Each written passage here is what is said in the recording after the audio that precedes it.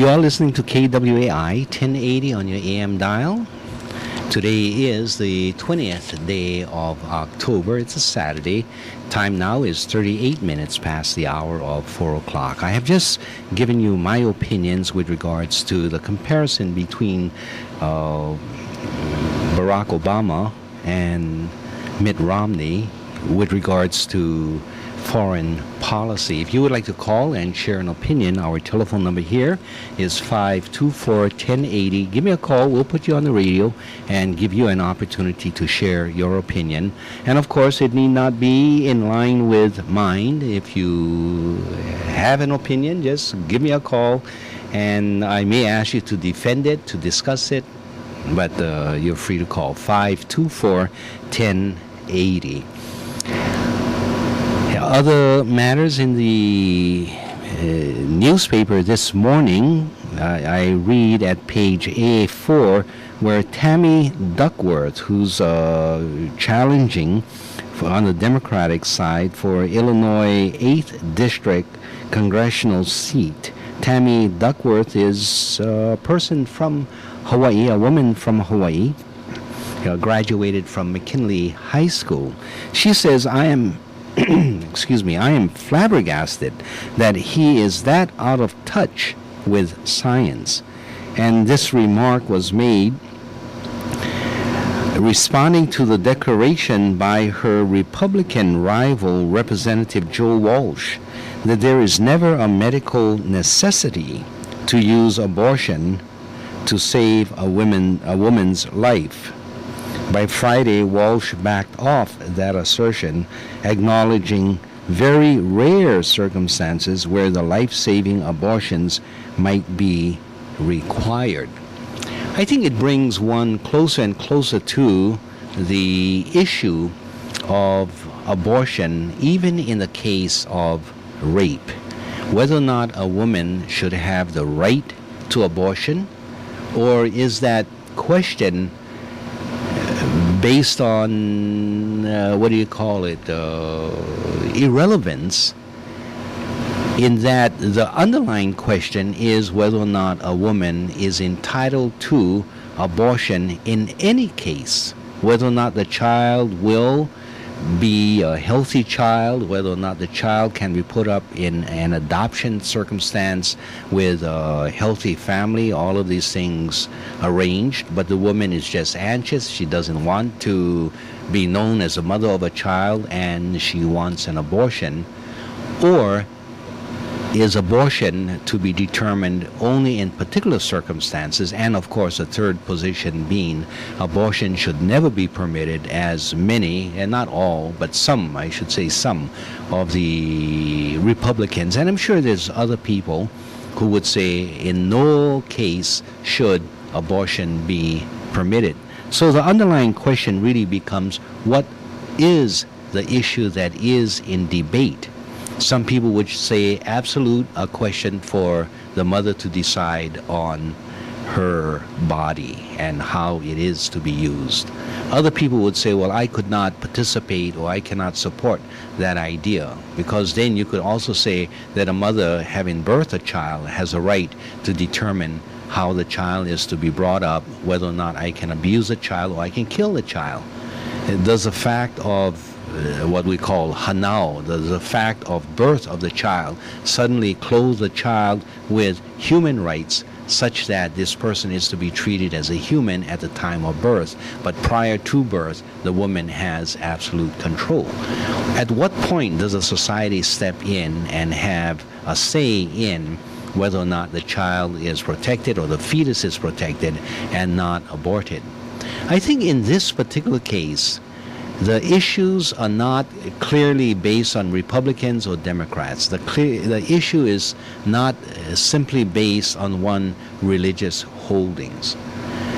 And at times the issue is not clearly based on should we just concede that right only to women, or that right to the mother of that fetus or the mother of that child, and that father should have no rights. The issue is so broadly chosen, that's not the word. The issue faces so many different moral questions that I believe the question of whether or not one supports the right of women to have abortion in whatever the circumstances are among that whole playing field. And I think the good part about that issue is that it is not a question of an evil position or a good position. There are no evil or good positions. I believe that those people who are participating in that discussion are good people trying to find a moral foundation upon which they can perch and determine whether or not abortion should or should not be allowed. Of course, there are many people who are misled or just ignorant about certain factual basis and are using ignorant factual basis to determine their conclusions, such as what Tammy Duckworth is talking about with regards to Joel Walsh, that there is never a medical necessity to use abortion to save a woman's life. Some people would say, well, based on medical necessity, it's for that woman to decide for herself. If it imperils her life, then in that case, they would agree with an abortion, but that is the line that they would draw. Other people would draw different lines. So what I'm saying is it's a very difficult question or issue to resolve, and it is based on values. And as I said in my conclusion, it's really not a question of right or wrong. It's a question of where you stand. From a woman's position who is pregnant, wanting an abortion, her position is, it's my right. Other people are trying to say, well, society should have a say in it. And it's just one of those situations that we face and having to resolve. Our telephone number here is 524-1080. We'll go to the telephones and see what you have to say about these matters. Aloha caller, welcome to the program. Hello, Poka. Yes, aloha. I'm disagreeing with you 2 times. Okay.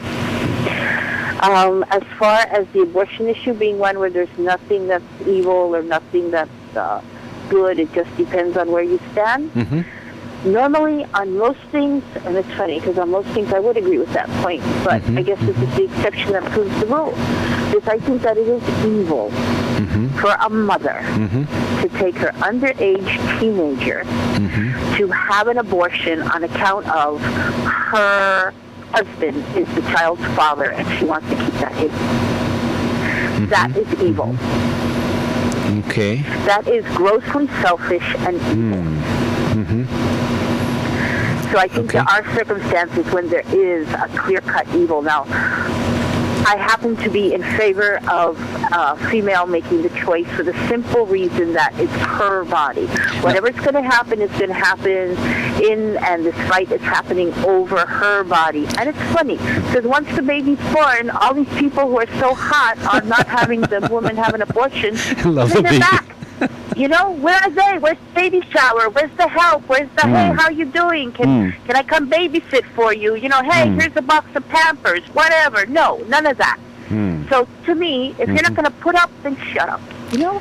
Let me ask a question, just for clarity of your position. Now, what you were saying was that it is absolutely evil for the mother of a teenage girl to insist that the girl have an abortion because the father of that baby is the mother's husband.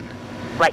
Okay. But in that case, would you agree that at least a teenage girl should have the right to decide?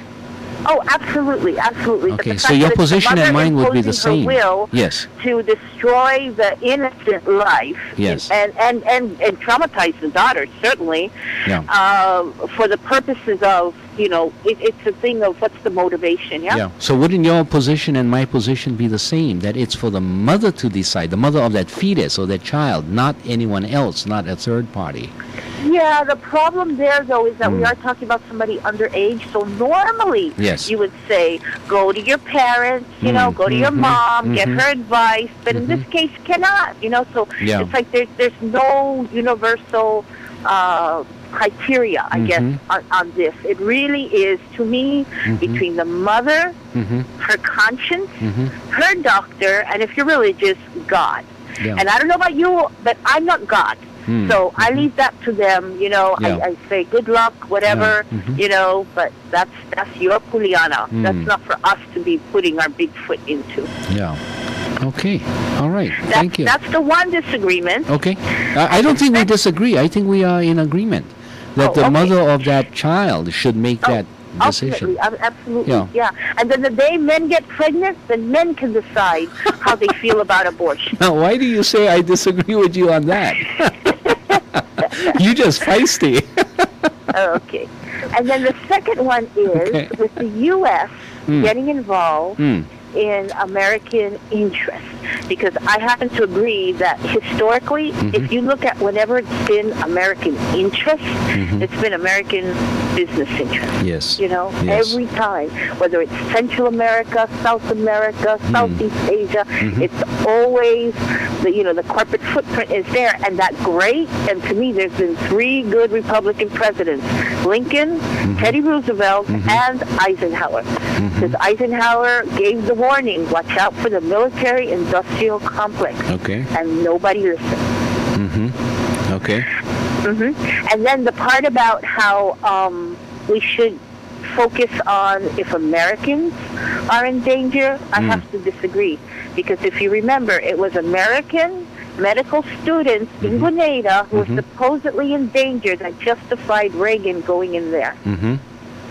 So to me, on the surface, what you say sounds good, but I happen to know that if somebody has no scruples and they want to manipulate a situation and exploit something, maybe even get it started. I mean, look at the sinking of the Maine, same part of the world. That was like totally bogus. That was just justification to start, the Spanish-American War. Right. But they'll do it. Let me intervene at this point by saying that either you misunderstood my position, or you just feisty and want to disagree with me. let me say it this way. What I said was that even involvement in international affairs should not be justified on the basis of protecting American citizens or American interests, as that writer had proposed.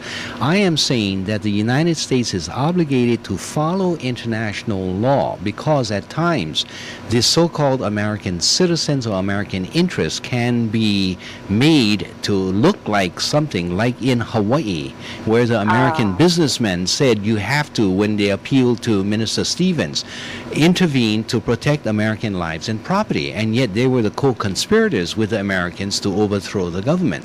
So even that is not an appropriate measure. The measure should be American international law that Americans should abide by, and not say, well, we're going in to protect American lives and property. Oh, I agree, because there should be an investigation. I mean, because if it turns out that the group that's saying, oh, help us, provoked the situation in the first place. That's correct. Hey, that's another story. Okay, so... okay, then, all right, then, shucks, I never get to disagree with you, Poka. Keep trying. Okay. Thanks for your call. Take care. Aloha. Our telephone number here is 524-1080. Let's go to our next caller. Aloha, caller. Welcome to the program. How do you hear you? Oh, how about now? Does this improve? It's better, but still kind of weak. Okay, go ahead. I find it interesting every time I listen to arguments regarding abortion that many people on both sides don't ask the question: at what if the fetus or that let's call it it doesn't become a fetus until a certain time, but I think that okay, go ahead. Life form in the mother's body is not human at conception. At what point does it become human? And who is to decide? And how can they decide exactly at what point it becomes human? And if the argument is that it's the mother's body and she has the right to do with her body whatever she wants to do with that body, the next question is that the mother's body or a body that's living inside the mother? A life form that's living inside the mother. It's not the mother's body per se. It is another body that is the life of which has been terminated. Nobody seems to ask these questions, and so you come to the conclusion that once I would say life begins, or the life form is human at the moment of conception, and the other says no, it is not at the moment of conception, but sometime later. At what time later? And how do you know? And how do you decide? And what gives you the right to decide that that life form is human or not human, and at what time it becomes human? Yeah. I think that was an issue that was addressed by the Honolulu prosecutor, who attempted to prosecute a woman for murder. You know what? I'll tell you what. Yes. I'm going to put my hand over the mouthpiece here. Okay, and turn your radio. I can hear you. Okay, all right, yeah. Okay, what I was saying was that was an issue that was addressed in a criminal trial, where the prosecuting attorney here in Honolulu attempted to try a person for murder because she took drugs at the time she was pregnant, knowing that she was pregnant, and knowing that the effect of taking these drugs, of course she was addicted to it, would injure or kill the child. Eventually the child was stillborn, and so they prosecuted her for murder. The court determined that a person is not a person under state law until birth. And so the court dismissed the case in that particular situation. So just to answer your question, when is a human, or when is a human, or when is a fetus considered to be a person under law, that was that decision made at that time.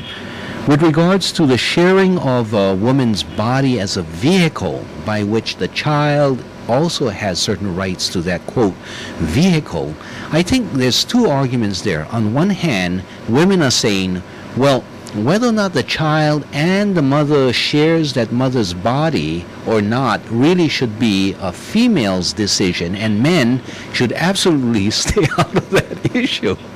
And to that extent, I have to agree to it. And then you get into the more testy question of, is it a shared vehicle, that body, and who consults with the child or the fetus? And normally one would say the mother consents or decides for the fetus. If the child was born, who would make the decision for the child? Would be the mother. Would you look anywhere else for that fetus's decision? So it's really a ticklish question. Go ahead, you can chime in now. Okay, turn the radio off so I can talk. Okay, go ahead. What you say in regards to a life form being a person or not was decided by human beings, and it was, therefore it is part of the law, and so therefore you have to abide by it in regards to the law. But that does not answer the question, is it really true, or is that the life form really a human being or not? In other words, human beings are deciding that this life form is a human being or is a person with rights after it's born. But surely, between the time of conception, if that life form is not human at the point of conception, surely somewhere along the line, before birth, 5 minutes, 10 minutes, 1 week, 2 weeks, 1 month, whatever, before birth, that life form must be human. In other words, that life form is not a human being only after he is born. The law can say it's a person after he's born, but that doesn't mean he's not a human being. So therefore, the woman has a right then, because she's carrying a life form in her body, to decide that she can terminate the life form because he's not a person. That doesn't mean he's not a human being. Yeah. Your turn. Okay. My question for you then becomes, what is the process by which those decisions should be made, if not by the judicial system, which merely interprets the law? Then should it be by the legislature, which sets the policy of the society? If not by the legislature, should one turn to the churches? And then you will have many more disagreements among them. Or should one simply turn to the woman who is to make that decision? Or should one turn to the father of that child to participate? So the next question, which is perhaps a harder question, is what is the process? And to get back to your original question, who decides these issues? So these are the multiplicity of confusion that we are engaged in. Go ahead. Okay. I've thought about that many times. Agnosticism. We don't know. And because we don't know, do we have the right to decide that that life form is not a person or is not a human being until it leaves the woman's body? Or do we say, since we do not know, we should give the benefit to the life form and say, well, since we do not know whether it's human or not, we should not do it because we don't know. We are making decisions without proper knowledge, and we are determining whether a life form is a human being or not, or a person or not, without knowing. Your turn. We have only 30 seconds, so this is going to be the last comment. What people have used is another term called the viability of the fetus. Some people say that if the fetus is in fact a life form that would survive if it was taken out, and it could survive on its own, which is, I believe, in the third trimester, then abortion should not be permitted, even if the mother chooses so.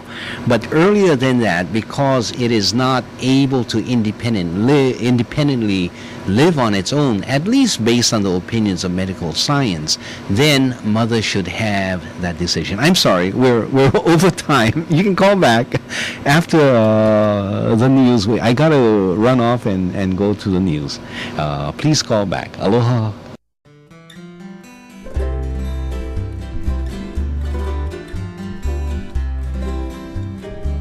Kaulana na pua o Hawaii, Kupa ama hope o ka aina, Iki mai ka elele o ka loko ino, Pala pala anunu me ka paka.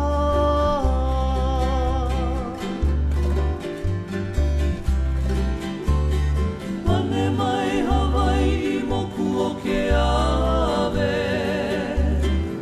Koku ana honoa o Pilani, Ka ko'o mai kaua I o mano, Pa'apu me ke one o ka kuhi hewa.